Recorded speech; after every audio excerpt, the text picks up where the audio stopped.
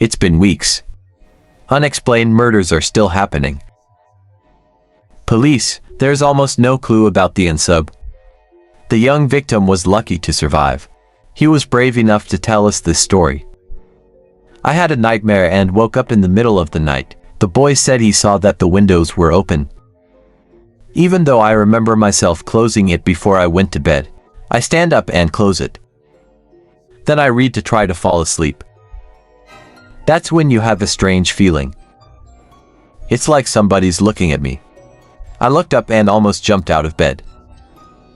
There in the faint light from the window pane. It's a pair of eyes. It's not like a normal pair of eyes. It's completely dark and it looks scary. It doesn't even have white. And it's simply scary. Then I saw that his mouth was terribly long. It's a smile that makes me shiver. He just stood there looking at me.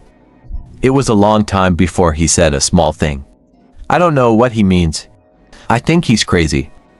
In fact, there was so much to say that night. Young Henry has run into a strange man. He whispered, "Go to sleep," and make the boy scream out of fear. He took out a knife and stabbed him in the heart. He jumped on Henry's bed. The boy was still screaming and fighting back. The killer won't let you go. Until Mr. Wenger.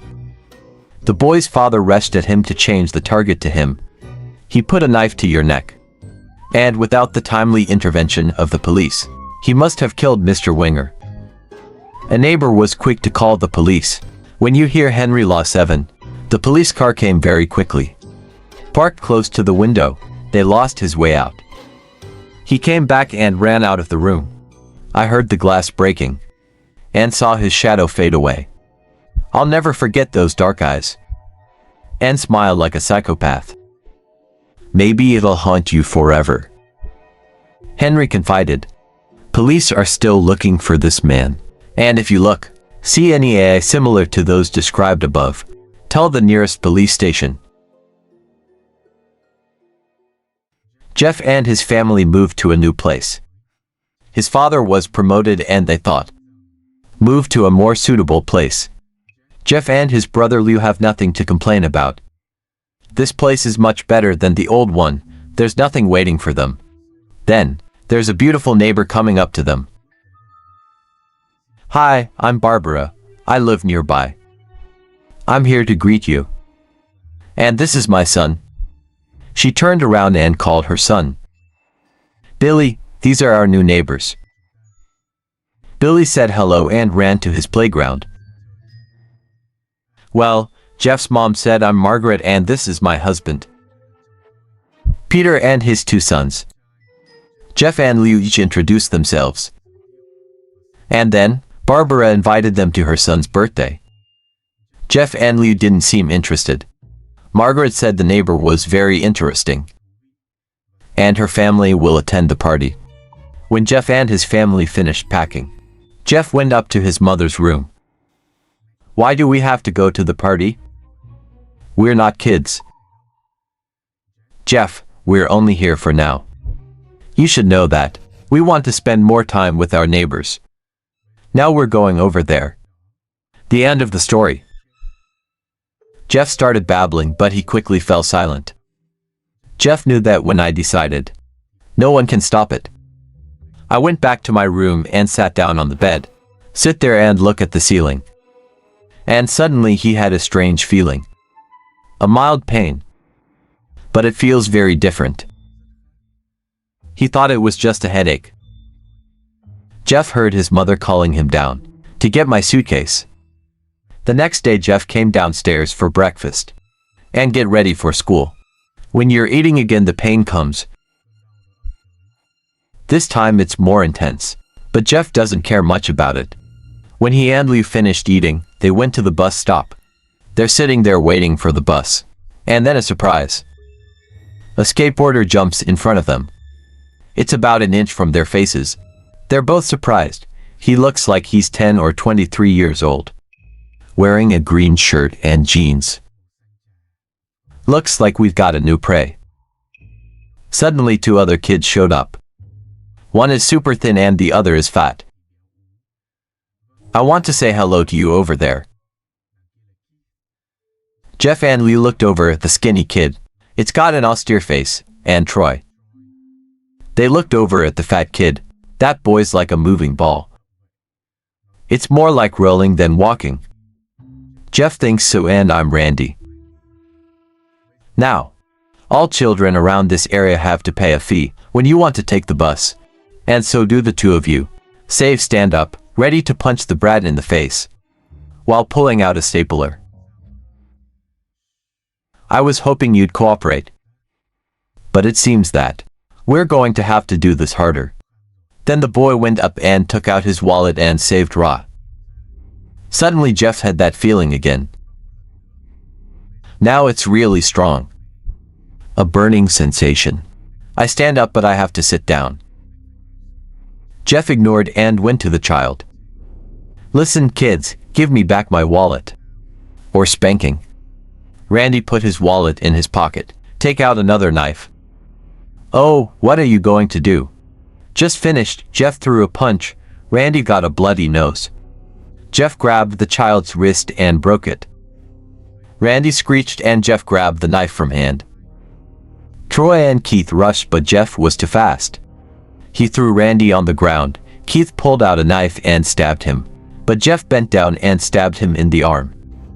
Keith dropped her hand and dropped the knife on the ground. My mouth screeched because of the pain. Troy is now in the back. He pulled out a new knife and stabbed it. But Jeff didn't even need the knife. He punched Troy in the stomach and made him jump. Jeff was too strong for everyone. Even though they're only 1 or 2 years older than the kids. Stare in awe. Like he couldn't stop Jeff. Jeff, what's going on? They said they saw the bus coming. And they know they're going to be blamed for this whole thing. So they started running as fast as they could. When they run, they look back. The bus driver was in a hurry. Children go to the hospital. Jeff and Save to school. They don't dare tell AI what happened. All they do is sit and listen. I just thought Jeff hit a kid. But Jeff knows it's more than that. It's something scary. When he has that feeling, he feels so strong. You don't know where it came from, but you're glad to have it. Jeff's starting to look different. You stay away from people. Even when you walk home. You don't go by bus anymore. And Jeff's happy about that. When Jeff came home, your parents asked how it was today. And he said in a rather ominous voice, "It was a great day." The next morning, I heard a knock on the door. You stepped down. I saw 2 police officers standing in front of my house. She looked back at him with an angry look. Jeff, these officers told me that I attacked 3 children. And that they've been stabbed. They were stabbed. What did you do? Mom, they're the ones who stabbed me and saved me. A policeman spoke up. We found 3 children. 2 were stabbed and 1 had a bump on his stomach. There are witnesses proving that. You fled the scene. Do you have anything to say now? Jeff knows that's not true. You and Liu were attacked. But then there's nothing to prove it's true. They couldn't say they'd run away because they were afraid. So Jeff couldn't protect himself and Liu. Jeff, get your brother down here. Jack couldn't do that. Because you're the one who hit all the kids. Sir? That's me. I'm the one who attacked the kids. Save tried to hold me back. But he couldn't stop me. The police officer looked at Jeff and they both nodded, waiting to be heard from the stairs. They all looked up and saw him holding a knife. Officers pull out their guns and capture. That's me. I stabbed them. Yes. There's evidence to prove it. He lifted his sleeves to reveal the cuts and bruises. It's like he just got into a fight. All right, boy, put the knife down. The officer replied. He lifted the knife and let it fall to the ground. He put his hands behind his head and walked towards the police. It wasn't me. I did it. Jeff was crying and screaming. Don't be stupid. He's just trying to protect, for what I've done. Jeff said, while the police have extradited out the patrol car. Please tell them it's you. Tell them you're the one beating the kids. Jeff's mother put her hand on his shoulder. Jeff, stop lying. We know it's saved. You can stop. Jeff watched helplessly as the car drove away. A few minutes later, Jeff's father came home and still didn't know anything. Margaret was kneeling at the door. And Jeff stood still. What happened to my son? He asked. Jeff didn't answer. He was very confused. Margaret came over and told him everything. An hour after, both his mother and father were in shock. And sitting in the living room. Jeff can't believe he can't stand it. That people think about saving so evil. And the culprit is myself. Jeff went up to his room and tried to sleep. Tried to get out of the obsession with sin. 2 days later, there was no news of Liu. Jeff is still there. Only the guilty are friends with him. That's until Saturday, when she told Jeff with a happy expression on her face, Jeff, wake up when this day comes. Jeff tried to remember what day it was. You can't think of it. Today is Billy's birthday. Remember the boy? That's my neighbor, Margaret added. Why do you have to go to a party full of kids? Really? Jeff, the last few days have been terrible, and I need a little playfulness to change the mood. No more arguing. Get dressed and walk your parents through Barbara's house. Jeff sat up sluggishly and didn't expect this. And when you're done dressing up, Jeff walked down the stairs. Dad, I'm ready to go. They're dressed beautifully. It's like going to a royal party. That's ridiculous. You think that suit? That suit doesn't fit the kids at all. Jeff, get a better one. Mom, those suits are like clowns. I'm not wearing them. This is the only way to impress. Don't say much, put another suit on. And as always, Jeff couldn't change his mother's mind. You go to the closet and find the least bizarre outfit. And these colorful, flamboyant shirts. I finally found a white one. Come on, Jeff, we're going to be late for the whole family. Jeff crosses the street to Barbara's house. Barbara was waiting in the house, along with other guests. And they dress like parents. Jeff can't see the kids. They're playing in the yard. Jeff, go play with the kids. Barbara said that and you have to go. You go to the garden. The kids are dressed as cowboys and playing shooting games. It's a plastic gun, of course. Jeff didn't seem very interested at first. But quickly you joined the kids. It's been a long time since you've had fun like this. And he started thinking about Liu. Suddenly you hear a strange noise. Then a stone flew in Jeff's face. Randy, Troy and Keith jumped over the fence and went in. They're on skis. Jeff put the fake gun aside. Tell the kids to stand behind you. While Randy looked at him with hatred. Hi, Jeff. Randy. You and I still have work to do. Jeff saw his nose bleeding. But between you and me, there are still some things. And that's why my brother was detained. Randy's eyes were filled with anger. That's right, we lost that time. But now we're here to win. And we're going to smash your fucking face. Randy rushed towards Jeff. He grabbed Jeff's shoulder, while Jeff kept throwing punches in the face. He put his head in Jeff's chest. Jeff saw and went out and was just then an adult. Running in the house, Troy and Keith pulled out their guns. They say they're not old enough to own a gun. Maybe they stole it. Everybody stand still or somebody's gonna get shot. Randy just said. He pulled out a knife and stabbed Jeff in the shoulder. Jeff collapsed and moaned in pain. Randy started kicking in the face. After 3 kicks, Jeff grabbed his leg and spun it around. Randy fell to the ground.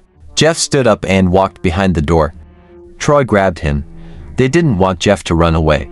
Jeff's face turned cold. What do you want? Jeff grabs Troy. Lift with one hand and throw over the fence. Randy got up and kicked Jeff in the stomach. Make you fall. Randy grabbed Jeff and threw him into the house, bucket the glass door tank and roll straight down to the kitchen. He grabbed the whiskey bottle on the table, jump in, and banged Jeff on the head and threw Jeff back into the living room. Come on, Jeff, look at me. Jeff glanced at his bloody face. I'm one of those people. Get your brother arrested. And now you just want to sit here. Let your brother die in there. You should be ashamed. Stand up and fight, Jeff. Jeff finally stood up. Your face is now covered in blood and vodka. And once again you feel a strange feeling. You haven't felt it in a long time. Good job, said Jeff Randy. That feeling flared up again. It's the same as the one that almost happened. Jeff killed them. When that feeling comes, something inside Jeff has risen. Your spirit is destroyed. The reason is gone. And all Jack could think about was killing. He grabbed Randy and put it on your head like you're putting a steak on the ground. Then pick it up and punched him. Randy felt angry and Randy's chest was only panting. Jeff pulled it out again and hammered it in the face. Blood pouring out of Randy's body. Until his heart breaks and he dies. People are looking at Jeff, the parents. The children are crying. Even Troy and Keith. Even though they're still pointing their guns at Jeff. Jeff saw the family's guns. Barbara was under the stairs. He ran from there. Troy and Keith shot Ra upside down. But Jeff is gone. Jeff ran upstairs. Troy and Kid were downstairs on the stairs that had just come up. They just fired when they fired the last bullet. Jeff is hiding in the bathroom. He took a towel to bandage the wound on his head. Troy and Kid throw the guns away. They get the knife. Troy brandished his knife at Keith. The adults were secretly behind and put a hijab on Koi's head. Troy was under control and now it's just Keith. He's faster than Troy. He dropped the knife and strangled Jeff. He shoved Jeff against the wall. Oil lamps fell from the altar. And they both started to burn. Immediately, Jeff took off the towel and used it to put out the fire. Keith left a wound on his head. And you're smiling again. Jeff, what's so funny about you laughing? Ask and take out the lighter. Jeff's head full of vodka and oil. He threw the lighter at Jeff. Jeff caught fire like a living torch. You scream in pain. Tried to rush out and fall down the stairs. People started screaming when they saw Jeff. Jeff was now covered in flames and collapsed to the ground. You're dying. The last thing Jeff saw. They are your parents, and people are trying to put out the flames. Jeff woke up to the night around him.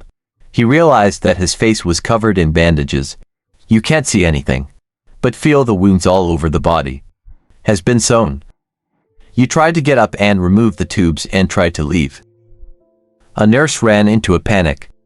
I don't think you made it, she said as she put him back to bed and replugged the tubes. Jeff sat there and saw nothing. There's no awareness of what's around. Finally, after hours, you hear your mother's voice. Honey, she asked. Jeff couldn't answer. Your face is covered in bandages and you can't talk. Well, I've got great news. After all the witnesses told the police that Randy confessed. I was the one who attacked. The police released her. Your brother will be released tomorrow, and then you'll be together again.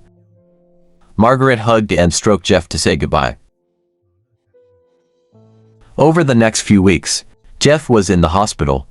Until the day your face is removed. Jeff's whole family was there. Let's see what you'll look like. When the doctors took the bandages all over Jeff's body, they're waiting until the last ice on my face. Jeff was taken down. Let's hope for the best, the doctor says. He quickly pulled the cloth to reveal Jeff's face. Margaret screamed when she saw Jeff's face. Bush and Liu stared at him in amazement. Why, people? What happened to my face, Sal? Jeff said. He hurried out of bed and ran to the bathroom. Look in the mirror and see the cause of the fear. Jeff's face. It's terrible. His mouth was wide and deep and red as blood from being burned. The face has turned completely white, and the hair is braided into a brown or black band. Jeff slowly put his hand on his face. You can feel it. You look back at your family, and then look back in the mirror. Jeff saved saying it wasn't a bad thing. It's not bad, Jeff shouted. That's perfect. The whole family was amazed by Jeff's words. Jeff started laughing. The left eye and hand are having seizures. Jeff, you're not okay. Why have I never felt happier? Ha ha ha. Look at me go, this face is perfect for me. Jeff couldn't stop laughing. He stroked his face looking at it in the mirror. What caused this? Yes, you can remember that. When Jeff fought Randy. There's something on Jeff's mind. It made him lose his sanity. It's broken.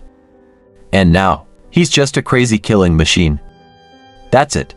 But his parents still don't know that. Jeff still looked in the mirror and he had a crazy smile on his face. Perfect. Margaret came over and helped Jeff back to bed.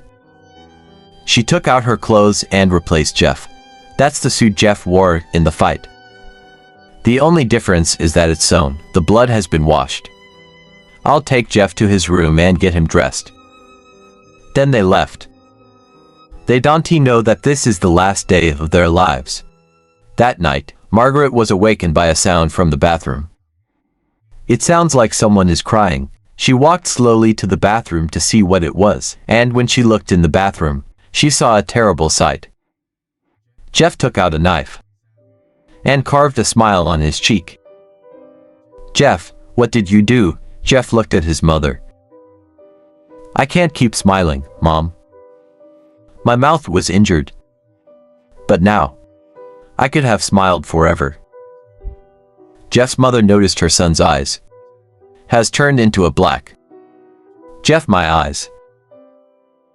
Jeff's eyes were black and spooky. Those eyes never seemed to blink. I can't see my face. I feel tired. And my eyes start to close because I'm sleepy. So I cut my eyelids to be able to see myself forever. My new face. Jeff's mother started to back off. She realized her child was crazy. Mom, I don't see the beauty. Jeff screeched angrily to have a son. You're beautiful. You just said, are you up 7? She ran into the room and shook her husband up. She stood up and found the gun in the drawer. She paused when she realized Jeff was standing at the door, holding a knife. My mother lied. That's the last thing they heard. Jeff killed them with a knife in both of their hands. You just woke up. He was startled by the noise. But I'm still there to listen. And of course I didn't hear anything else. So I closed my eyes and tried to get back to sleep. And when limit dim, I had the feeling that someone is looking at me. I opened my eyes and look up, before Jeff's hand grabbed his mouth. He slowly lifted the knife and smiled with delight. Save being crushed here trying to struggle. Try to get rid of Jeff. Jeff whispered to sleep. I was shocked to see Jeff. Or feel disgusted to see his face. Be careful, he might come looking for you tonight. He hates those who fear his face. And go to bed.